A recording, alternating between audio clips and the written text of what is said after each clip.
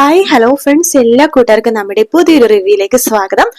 അങ്ങനെ നമ്മൾ പ്രകാശൻ സ്നേഹിക്കുന്ന കല്യാണിനെയാണ് ഇനി കാണാൻ പോകുന്നത് കേട്ടോ. പ്രകാശനാണെങ്കിൽ നേരെ പോണത് ജയിലിലേക്ക് പോകുന്ന പ്രകാശനെയാണ് പ്രൊമോയില് കാണിച്ചത്. ജയിലിലേക്ക് പോകുമ്പോഴേക്കും വിക്രത്തിന് ഒരു കുലുക്കമല്ല, ഇവിടെ തന്നെ കൊള്ളു, എന്തിനെ കൊള്ളാടോ, ഉപകാരമുള്ളവർ മാത്രമേ നമ്മൾ വെച്ചിട്ട് കാര്യമുള്ളൂ, തന്നെ കൊണ്ട് ഒരു ഉപയോഗവും ഉപകാരവും എനിക്കില്ല, താൻ ഇങ്ങനെ പോയി ചത്താൽ എനിക്ക് കുഴപ്പമൊന്നുമില്ല, പിന്നെ ചത്താൻ കർമ്മങ്ങൾ ചെയ്യാൻ എന്നെ വിളിക്കല്ലേ, എനിക്ക് തിരക്കായിരിക്കും എന്നൊക്കെ വിക്രം പറയാണ്. പ്രകാശനെ മനസ്സിലായി, ഇനി ഇവനെ നോക്കിയിട്ട് കാര്യമില്ല, പ്രകാശനെ അല്ലെങ്കിൽ ഒഴിവാക്കിയതാണ്, എന്നാലും കുഴപ്പമില്ല, തന്റെ മോനല്ലേ, എന്തൊക്കെ പറയാനും ഇത്ര നാൾ സ്നേഹിച്ചതല്ലേ എന്ന് പറഞ്ഞിട്ട് ജസ്റ്റ് മനസ്സ് മാറിയെങ്കിലോ എന്ന് പറഞ്ഞാണ് പ്രകാശൻ ഒന്ന് പോയത് ജയിലിലേക്ക്. അപ്പൊ അതേ വിക്രത്തിന്റെ വായിന്ന് ഇങ്ങനത്തെ വർത്താനമാണ് കേൾക്കണത്. പ്രകാശൻ മനസ്സ് മടിവെച്ച് നേരെ പോണത് ബാലണ്ണന്റെ ആ ഒരു വർക്ക്ഷോപ്പിലേക്കാട്ടോ. അവിടെ പണിയൊക്കെ ബാലണ്ണൻ ഏറെ കുറവ് ഒതുക്കി വേറൊരാൾക്ക് താക്കോല് കൈമാറി, വർക്ക്ഷോപ്പും കൈമാറി. നാളെ മുതൽ ബാലണ്ണൻ കാർത്തികയുടെ ഡ്രൈവറായിട്ട് ജോയിൻ ചെയ്യാണ്. അങ്ങനെ പ്രകാശൻ ബാലണ്ണന്റെ അടുത്തേക്ക് പോകണ്ട്. ബാലണ്ണ, ആ പ്രകാശ, എന്താടാ നീ എവിടേക്ക് പോയി വരുവാ എന്ന് ചോദിക്കുമ്പോഴേക്കും, അല്ല ഞാൻ വെറുതെ വിടുവാ. ഓ മനസ്സിലായി, ജയിലിൽ കിടക്കുന്ന നിന്റെ മോനെ കാണാൻ പോയതായിരിക്കും അല്ലെ? നിങ്ങൾ പറഞ്ഞ സത്യമാണ്, അവനൊന്ന് കാണണമെന്ന് തോന്നി പോയി കണ്ടു എന്ന് പറഞ്ഞിട്ട്, എന്ത് വരുന്നു നിന്റെ മോൻ, ജയപാരോട് അടുത്തെങ്ങാനും കിട്ടോ, ആടെങ്കിലും തലതല്ലി പൊട്ടിക്കോ, കാർത്തികയുടെയോ കല്യാണിയുടെയോ കാദംബരിയുടെയോ? ഓ കാദംബരിയുടെ തലതല്ലി പൊട്ടിക്കില്ലായിരിക്കും, കിരണിന്റെ ആയിരിക്കും, അല്ലെങ്കിൽ അവന്റെ വീട്ടുകാരുടെ. അല്ലേടാ, അതൊന്നും എനിക്കറിയില്ല, ഞാൻ അതിനെ കുറിച്ച് അന്വേഷിച്ചില്ല, ചോദിക്കുന്നില്ല, എനിക്ക് അതിനൊന്നും അന്വേഷിക്കാൻ താല്പര്യമില്ല. അല്ലല്ല പ്രകാശ, നീ മാറിയ പോലെയൊക്കെയാണല്ലോ സംസാരിക്കണത്, നീ മാറിയെന്ന് ആര് പറഞ്ഞാലും ഞാൻ വിശ്വസിക്കില്ല, കാരണം എനിക്ക് നന്നായിട്ട് നിന്നെ അറിയാം, നീ ഒരിക്കലും മാറില്ലട പ്രകാശ എന്ന് നിങ്ങൾക്ക് അങ്ങനെ പറയാൻ പറ്റും? മനുഷ്യരല്ലേ, എനിക്ക് ഞാൻ മാറിയെന്ന് ആരെയും ബോധ്യപ്പെടുത്തേണ്ട കാര്യമില്ല ബാലണ്ണ, ഞാൻ ആരുടെ മുമ്പിൽ കൈ നീട്ടാനും പോകുന്നില്ല. പക്ഷെ എനിക്ക് ബാലണ്ണയുടെ ഒരു സഹായം ഇപ്പൊ വേണം. സഹായോ? എന്ത് സഹായം? അല്ല, ബാലണ്ണൻ കല്യാണി കേട്ട് എപ്പോഴും സംസാരിക്കാനും കാണാറൊക്കെ ഉള്ളതല്ലേ? അതെ, ഞാൻ ആ കൊച്ചിനെ എപ്പോഴും കാണാറുണ്ട്, സംസാരിക്കാറുണ്ട്. അല്ല, കല്യാണിയുടെ ഫോട്ടോ എന്തെങ്കിലും ബാലണ്ണന്റെ കയ്യിലുണ്ടോ? ഫോട്ടോയോ? എന്തിനാ, നിനക്ക് പൂവിട്ട് പൂജിക്കാനാണോ, അങ്ങനെ കാണിച്ച് സെന്റിമെന്റ്സ് വാങ്ങിക്കാനാണോ?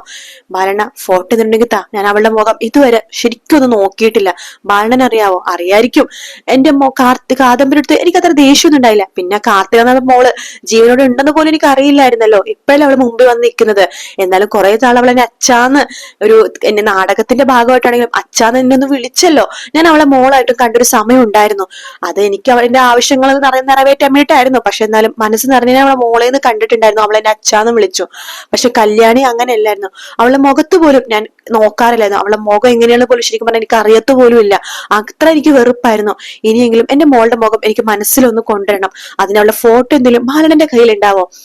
എന്റെ അടുത്ത് ഒരെണ്ണമുണ്ട്, ഞാൻ തരാം എന്ന് പറഞ്ഞിട്ട് പേഴ്സിൽ നിന്ന് ഒരു ഫോട്ടോ എടുത്തിട്ട് ബാലണ്ണൻ പ്രകാശിന്റെ കയ്യിലേക്ക് കൊടുക്കണം. ഇങ്ങനെ മറച്ചു വെച്ചിട്ടാ കൊടുക്കണം കേട്ടോ. അത് മുഖം നോക്കാൻ പോലും പ്രകാശിന് വല്ലാത്തൊരു ടെൻഷൻ ആവാണ്, കല്യാണിന്റെ മുഖം നോക്കാൻ പോലും. അങ്ങനെ കല്യാണിന്റെ ബാലനടന്ന് പോകുന്നുണ്ട്. ശരി എന്നാ നീ എന്താ ചെയ്യ്, ഞാൻ പോകുവാണ്. ബാലൻ നടന്ന് പോവാണ്. പ്രകാശൻ പതുക്കെ കല്യാണിന്റെ ഫോട്ടോ ഇങ്ങനെ തിരിച്ചു നോക്കുമ്പോൾ മുഖം കാണുവാണ്. പെട്ടെന്ന് പ്രകാശിന്റെ കണ്ണ് നിറഞ്ഞു പോവാണ്, പൊട്ടിക്കരഞ്ഞു പോവാണ്. പ്രകാശൻ ആ ഫോട്ടോ നെഞ്ചിലേക്ക് എടുത്തു വെക്കുവാണ്. അതിനുശേഷം അവിടെ നേരെ അമ്പലത്തിന്റെ വരാന്തയിൽ തന്നെ പോയിരിക്കാട്ടോ.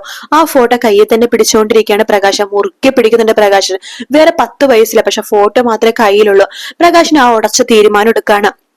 അമ്പലത്തില് വഴിപാടും അതുപോലെ തന്നെ താൻ ചെയ്ത തെറ്റുകൾക്കൊക്കെ എന്തൊക്കെ പ്രായശ്ചിത്തം ചെയ്യാമോ അതൊക്കെ ചെയ്യണം എന്ന് വിചാരിച്ചിട്ട് പ്രകാശിനെ ഓരോരോ പ്രായശ്ചിത്യമായിട്ട് ചെയ്തുകൊണ്ടിരിക്കുകയാണ്. അപ്പൊ ഇത് കാണുന്ന നാട്ടുകാരാണെങ്കിലും അവിടെ ഉള്ള ആൾക്കാരാണെങ്കിലും ബന്ധുക്കളാണെങ്കിലും ഒക്കെ ഇതൊക്കെ കിരണിന്റെ അടുത്ത് കല്യാണത്തിൽ പോയി പറയുന്നു കേട്ടോ. പ്രകാശൻ ഇങ്ങനെയൊക്കെ ചെയ്യുന്നുണ്ടെന്നൊക്കെ പറയുമ്പോ കിരൺ പറഞ്ഞ, കല്യാണി ഇതിലൊന്നും നീ വിശ്വസിക്കരുത്, അയാൾ ഇതൊക്കെ മനഃപൂർവ്വം കാണിക്കണതാണ്, നിനക്കത് മനസ്സിലാവുമല്ലോ അല്ലെ, അയാൾക്ക് ഒരിക്കലും നിന്നെ സ്നേഹിക്കാൻ പറ്റില്ല കല്യാണി എന്ന് പറയുമ്പോ ദീപ വരുന്നുണ്ട്. അതേ മോളെ, നിന്റെ മനസ്സ് എനിക്ക് നന്നായിട്ട് അറിയാം, ആരെങ്കിലൊക്കെ ഇങ്ങനെ ചെയ്താൽ നീ അപ്പ വിശ്വസിക്കും, അതുകൊണ്ട് വേണ്ട, അയാളെ മാത്രം നീ വിശ്വസിക്കില്ലേ മോളെ, വേറെ ആരെ വിശ്വസിച്ചാലും അയാളെ വിശ്വസിക്കില്ലേ, അയാൾ സ്നേഹം കാണിച്ചതിന് അടുത്ത് കൂട്ടിട്ട് കൊല്ലാനുള്ള പുറപ്പാടാ, വേണ്ട, എനിക്കറിയാലോ മോളുടെ മനസ്സ്, അവൾക്ക് ചെറുപ്പത്തിൽ ഞാൻ ഒരുപാട് അവളെ സ്നേഹിച്ചിട്ടുണ്ട്, പ്രകാശ് എന്ന് പറഞ്ഞ അച്ഛൻ ഒരുപാട് അവളെ വെറുത്തിട്ടേ ഉള്ളൂ, പക്ഷെ ഇവൾക്ക് എന്നാലും സ്നേഹം അച്ഛനോടായിരുന്നു. അവളുടെ മനസ്സിൽ എവിടെയൊക്കെ അച്ഛൻ എന്ന് പറഞ്ഞൊരു ഇതുണ്ട്, വികാരമുണ്ട്, അച്ഛൻ എന്ന് വിളിക്കാൻ അവൾക്ക് എപ്പോഴും മനസ്സിൽ ഒരു തോന്നലുണ്ട്, അത് പ്രകാശിന്റെ അച്ഛൻ എന്ന് വിളിക്കാൻ ഇവൾക്ക് ആഗ്രഹം. അതുകൊണ്ട് തന്നെ ഇവൾ എപ്പോ വേണമെങ്കിലും സ്വഭാവം മാറുന്ന എനിക്ക് നല്ല ടെൻഷൻ ഉണ്ട് കിരൺ മോനെ. ഇല്ല, ഞാൻ സ്വഭാവം ഒന്നും മാറില്ല, പക്ഷെ എന്നാലും ഈ മാറ്റം എന്തോ നല്ല മാറ്റമാണെന്ന് എനിക്ക് തോന്നുന്നത്. ആയിക്കോട്ടെ, നീ എന്തായാലും അവിടേക്ക് നോക്കണ്ട എന്ന് കിരൺ ഉറപ്പിച്ചു പറയാണ്. ദീപയും പറയുന്നുണ്ട്, ഓമയായിരിക്കണ താര പോലും പറയണ്ട കല്യാണത്തിൽ വേണ്ട, അയാൾ നോക്കണ്ടെന്ന് വരെ പറയാണ്. സേനൻ, ദീപ, അതുപോലെ തന്നെ സോണി, ആൽബി എല്ലാവരും കല്യാണത്തിൽ പറയണ്ട, വേണ്ട, പ്രകാശനെ വിശ്വസിക്കരുത്, സ്നേഹിക്കരുതെന്ന് മാറി മാറി പറയണം. പക്ഷെ കല്യാണിക്ക് ഊണിലും ഉറക്കത്തിലും തന്റെ അച്ഛന്റെ രൂപം മാത്രമാണ് മനസ്സിലായി. അതെ, തന്റെ അച്ഛൻ മാറി എന്ന് മാത്രമാണ് പ്രകാശിനെ കുറിച്ചുള്ള ആ ഒരു വിചാരം മാത്രമേ കല്യാണിക്കുള്ളൂ കേട്ടോ. അങ്ങനെ കല്യാണി ഇങ്ങനെ ഉറങ്ങണ സമയത്ത് ആ ഒരു തീരുമാനം എടുക്കുകയാണ്. കാരണം കല്യാണിന്റെ ചെവിയിൽ എപ്പോഴും പ്രകാശൻ മോളെ എന്ന് വിളിക്കുന്ന ആ ഒരു വിചാരം കല്യാണിയുടെ മുഖത്ത് മനസ്സിൽ എപ്പോഴും ഉണ്ട് കേട്ടോ. കല്യാണി വിചാരിക്കുകയാണ് നാളെ അമ്പലത്തിലേക്കൊന്ന് പോയാല് മോനെയും കൊണ്ട് പോവുക, നേരിട്ട് കാണാലോ കാഴ്ചകൾ എന്ന് കല്യാണി വിചാരിക്കുന്നുണ്ട്. പക്ഷെ അമ്പലത്തിൽ പോയ സംശയം തോന്നും. ഇവിടെയുള്ളവർക്ക് എല്ലാവർക്കും മനസ്സിലാവും ഞാൻ അമ്പലത്തിൽ പോയത് പ്രകാശൻ എന്ന അച്ഛനെ കാണാനാണെന്ന്. ഇപ്പൊ എന്താ ഒരു വഴി, എന്തെങ്കിലൊക്കെ ആവട്ടെ എന്ന് പറഞ്ഞിട്ട് കല്യാണി നൈസായിട്ട് മോനെയും കൊണ്ട് ഇങ്ങനെ പോകുകട്ടെ. അപ്പൊ ദീപ ചോദിക്കണ്ട, അല്ല മോളെ നീ എവിടേക്കാ പോണത്? അതോ ഞാൻ കിരണേട്ടന്റെ അമ്മേനെ കാണാൻ പോവാ. ഓ ശരി എന്നാ പോയിട്ട് വന്ന് പറയുന്നുണ്ട്. അങ്ങനെ അങ്ങനത്തെ കള്ളൊക്കെ പറഞ്ഞിട്ട് പതുക്കെ പതുക്കെ കല്യാണി നൈസായിട്ട് അമ്പലത്തിലേക്ക് പോവാട്ടോ. പ്രകാശിനെ കാണാൻ വേണ്ടി തന്നെയാണ് കല്യാണി പോണത്. പക്ഷെ പ്രകാശിനെ കാണുമ്പോൾ അമ്പലത്തിലോട്ട് തൊഴാൻ വന്ന രീതിയിലാണ് പ്രകാശിന്റെ മുമ്പിൽ നിൽക്കണേ കേട്ടോ. അങ്ങനെ കല്യാണി മനഃപൂർവ്വം പ്രകാശിന്റെ മുമ്പിൽ കൂടി മോനെയും കൂട്ടിക്കൊണ്ട് പോവാണ്. അത് കാണുമ്പോൾ പ്രകാശിന് ഭയങ്കര സന്തോഷമാവാട്ടോ. പ്രകാശിന് ഇങ്ങനെ നോക്കിക്കൊണ്ടിരിക്കുകയാണ് കല്യാണിന്റെ മോനെ. കല്യാണിക്ക് മനസ്സിലായി പ്രകാശം നോക്കിക്കൊണ്ടിരിക്കുന്നുണ്ട്. അതുകൊണ്ട് തന്നെ കല്യാണി ഒരു മൂലക്ക് മാറി നിൽക്കുകയാണ്. വീണ്ടും മോനെ കൊഞ്ചിക്കണൊക്കെ ഉണ്ട് പ്രകാശിന്. അത് കാണുമ്പോൾ സന്തോഷം തോന്നും കേട്ടോ. കണ്ണ് നിറഞ്ഞു പോകുകയാണ്. അപ്പോഴേക്കും കല്യാണിക്ക് ശരിക്കും മനസ്സിലാവേണ്ട, ശരിയാണ് തന്റെ അച്ഛൻ മാറി എന്ന് മനസ്സിലാവാണ്. അല്ലെങ്കിൽ കാണിക്കാൻ വേണ്ടി തന്നെ മുമ്പിൽ വരേണ്ടതല്ല പ്രകാശൻ. പക്ഷെ ഇത് ദൂരെ നിന്ന് നോക്കുന്നേ ഉള്ളൂ. അങ്ങനെ ഓരോരോ ദിവസവും പ്രകാശൻ കല്യാണി മോനും വരുമെന്ന പ്രതീക്ഷയിൽ അമ്പലനടയിൽ കാത്തിരിക്കുകയാണ്. അങ്ങനെ ഓരോരോ ദിവസങ്ങൾ കല്യാണി വരുന്നുണ്ട് മോനെയും കൂട്ടിക്കൊണ്ട്. അങ്ങനെ പതുക്കെ കല്യാണി പ്രകാശനെ നോക്കി തുടങ്ങാണ്. പ്രകാശൻ കല്യാണിനെ നോക്കുന്നുണ്ട്. അങ്ങനെ കുറച്ച് പൈസകളൊക്കെ കൂട്ടി വെച്ചിട്ട് ഒരു മോനൊരു ഉടുപ്പും കല്യാണിക്ക് ഒരു സാരിയും എടുത്തു കൊടുക്കാൻ വേണ്ടി പ്രകാശൻ തീരുമാനിക്കുകയാണ്.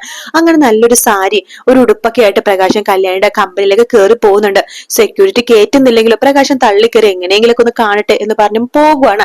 പക്ഷെ കല്യാണി മൈൻഡ് ചെയ്യുന്നേയില്ല. കാരണം കൂടെ കിരണും ഉണ്ട് കേട്ടോ. കിരൺ പറഞ്ഞിട്ട് ഇറങ്ങി പോടോ എന്ന് പറഞ്ഞിട്ട് ആ സാരി പ്രകാശിന്റെ മുഖത്തേക്ക് എറിഞ്ഞു കൊടുക്കാണ്. കല്യാണി പതുക്കെ പ്രകാശിന്റെ മുഖത്ത് നോക്കുമ്പോൾ പ്രകാശൻ പതുക്കെ കല്യാണിനെ നോക്കുവാട്ടോ. കല്യാണിക്ക് അങ്ങനെ പതുക്കെ നല്ല വിഷമമാണ്. വീട്ടിൽ വരുന്ന കല്യാണി പ്രകാശിനെ കുറിച്ച് തന്നെയാണ് ആലോചിക്കുന്നത്. കിരൺ പറയുന്നുണ്ട്, നോക്കു കല്യാണി, ഞാൻ നിന്നോടൊരു കാര്യം പറയാം. നീ നിന്റെ അച്ഛനെ വിശ്വസിച്ച് ഇവിടേക്ക് അങ്ങനെ അയാളെ കൊണ്ടുവരാനുള്ള ഉദ്ദേശമെങ്കിൽ ഞാനും നിന്റെ അമ്മ ഇവിടെ വേറെ ആരൊക്കെയുണ്ട് മോനെ എടുത്തോണ്ട് ഞാൻ ഇവിടുന്ന് പോകും എന്റെ വീട്ടിലേക്ക്. അയാളുള്ള വീട്ടിലേക്ക് ഞങ്ങൾക്ക് നിൽക്കാൻ സാധിക്കില്ല. കിരണേട്ടൻ ഞാൻ ആരെയും കൊണ്ടുവരില്ല എന്ന് കല്യാണി പറയുമ്പോ, അല്ല നിന്റെ സ്വഭാവം മറ്റും ഭാവമൊക്കെ കാണുമ്പോ നീ ഉടനെ നിന്റെ അച്ഛനെ കൂടെ കൊണ്ടുവന്നാണല്ലോ തോന്നുന്നത്. കല്യാണി ഒന്നും മിണ്ടുന്നില്ല. എന്താ കല്യാണി നിന്റെ അച്ഛൻ എന്ന് പറഞ്ഞപ്പോ നീ ഒന്നും മിണ്ടാത്തത്? സാധാരണ ഞാൻ നിന്റെ അച്ഛൻ നിന്റെ അനിയൻ എന്നൊക്കെ പറയുമ്പോ എന്റെ അച്ഛനല്ല വിക്രത്തിന്റെ അച്ഛൻ എന്ന് പറയുന്ന നീ ഇപ്പോ നിന്റെ അച്ഛൻ എന്ന് കേൾക്കുമ്പോ ഒരു സന്തോഷത്തോടെയാണല്ലോ നിൽക്കുന്നത്. കല്യാണി ഇത് നല്ലതിനല്ല എന്ന് പറയാണ്. ചന്ദ്രസേനും ദീപയൊക്കെ മാറി മാറി കല്യാണിനെ വിളിക്കാട്ടോ. കല്യാണി വേണ്ട അയാൾ അടുപ്പിക്കണമെന്ന്. പക്ഷെ പ്രകാശിനെ കൂടെ തന്നെ കൂട്ടാൻ വേണ്ടിയാണ് കല്യാണി ഉദ്ദേശിക്കുന്നത്. കല്യാണി ഇനി പ്രകാശിന്റെ മാത്രം മകളായിരിക്കും. കാരണം കല്യാണി എന്ന് പറയുന്നത് പ്രൊമോല് പ്രത്യേകിച്ച് കാണിച്ചായിരുന്നു, വേറെ ആരും വിശ്വസിച്ചില്ലെങ്കിൽ കല്യാണി വിശ്വസിക്കും. കല്യാണി പ്രകാശിനെ കൂടെ കൂട്ടുന്നു. അതെ, ഇനി വരാൻ പോകുന്ന ഭാഗം അത് തന്നെയാണ്. കല്യാണി പ്രകാശിന് അവസാന നിമിഷം, അതായത് പ്രകാശൻ എന്തായാലും ഉടനെ അധികം നാളൊന്നും ഉണ്ടാവില്ലല്ലോ. കാരണം കാല് പോയി, അതുപോലെ തന്നെ കിഡ്നി ഒരെണ്ണം ഇല്ല, അങ്ങനെ പല പല പ്രശ്നങ്ങളും പ്രകാശനുണ്ട്. അപ്പൊ അവസാന നിമിഷങ്ങളിൽ പ്രകാശന് ഒരു തുള്ളി വെള്ളം കൊടുക്കാൻ വേണ്ടി കല്യാണി മാത്രമേ ഉണ്ടാവുള്ളൂ. അങ്ങനെ കല്യാണി പ്രകാശിനെ കൂട്ടിക്കൊണ്ട് വീട്ടിലേക്ക് വരുന്ന ഭാഗം നമുക്ക് ഉടനെ തന്നെ കാണാൻ സാധിക്കും. അതുപോലെ തന്നെ നമ്മുടെ സരയുവാണെങ്കിൽ ഭ്രാന്ത് പിടിച്ചിരിക്കുകയാണ്. മനോഹറിന്റെ എല്ലാ കളത്തരവും മനസ്സിലായിട്ടോ. കാരണം മനോഹറിന്റെ അക്കൗണ്ടിൽ ആകെയുള്ളത് 1500 രൂപയാണ് മിനിമം ബാലൻസ് മാത്രം. ബാക്കി 10 ലക്ഷം 15 ലക്ഷം 20 ലക്ഷം ഒക്കെ എപ്പോഴേ വിഡ്രോ ചെയ്ത് കഴിഞ്ഞു. അതെന്തിനു ചെയ്തെന്ന് പോലും അറിയില്ല. മനോഹറിന് വേറെ അക്കൗണ്ടും ഇല്ല. അങ്ങനെ സരയാണെങ്കിൽ മനോഹറിന്റെ കള്ളത്തരങ്ങളൊക്കെ കണ്ടുപിടിച്ചു. അപ്പൊ ആ ഭാഗങ്ങൾ നമ്മൾ ഇനി കാണാൻ പോകുന്നത്. വീഡിയോ ഇഷ്ടപ്പെടുകയാണെങ്കിൽ ലൈക്ക് ചെയ്യാനും സബ്സ്ക്രൈബ് ചെയ്യാനും കമന്റ് ചെയ്യാനും മറക്കല്ലേ. മറ്റൊരു വീഡിയോ കാണാം. Take care, bye bye.